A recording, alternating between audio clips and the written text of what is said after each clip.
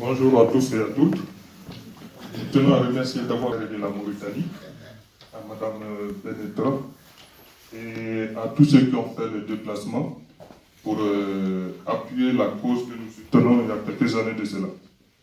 Donc, je m'appelle Kamara Malali, le président de Gambana International. Donc, comme le chercheur Abdel l'a si bien dit, on peut premièrement souligner que depuis le XIVe siècle jusqu'à aujourd'hui, il n'y a pas eu un grand changement. Donc, on peut aussi souligner que le phénomène, c'est à peu près 70% de ressemblance au niveau des pays, au niveau des localités, que ce soit au niveau du Tchad, au niveau du Niger, au niveau du Mali, de la Mauritanie. Donc, le phénomène a pris une ampleur ces derniers temps, depuis 2016 au Mali. Donc, et ça s'est vraiment amplifié courant 2018. Donc, courant 2019, ça s'est encore amplifié. Donc, la dernière ou les dernières en date, c'était le 9 janvier. Un village tout entier, des familles entières ont été lynchées par un public venu de nulle part, y compris des femmes, des enfants, des hommes, des vieux de 78 ans. Ils ont déshabillé des gens, ils ont déshabillé une famille, plus un monsieur, un chef de famille, plus sa femme, plus ses enfants, plus ses beaux-fils, et ils les ont séquestrés dans une maison pendant 2 jours et demi. Ils sont restés, et même quand on a appelé les autorités en disant que voilà ce qui se passe dans ce village au niveau de Saroula, ils ont attendu des jours pour aller intervenir. Et même quand ils sont venus sur place, donc, ils ont aussi, comme ils l'ont si bien dit dans les discours, donc, pour des raisons politiques, ils ont demandé à ce que les familles décident de signer un document attestant qu'ils acceptent leurs conditions de vie d'esclaves. Donc, ce qu'on a pu constater, premièrement, c'est juste pour souligner quelques points. Donc, le contexte ancien, ils ont parlé de ça.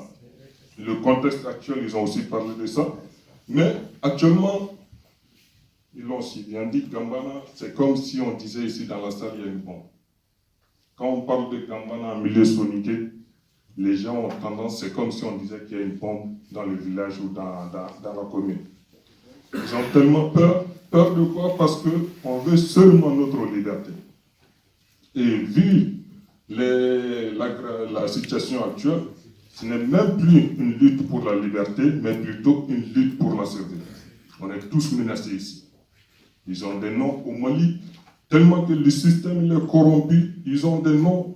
Une fois que vous descendez de l'aéroport, on vous arrête, on vous amène en prison sans jugement. Donc, ce qui a aussi attardé le système, comme ils l'ont si bien dit, avant les Soninké qui vivaient dans cette condition, on n'était pas engagé.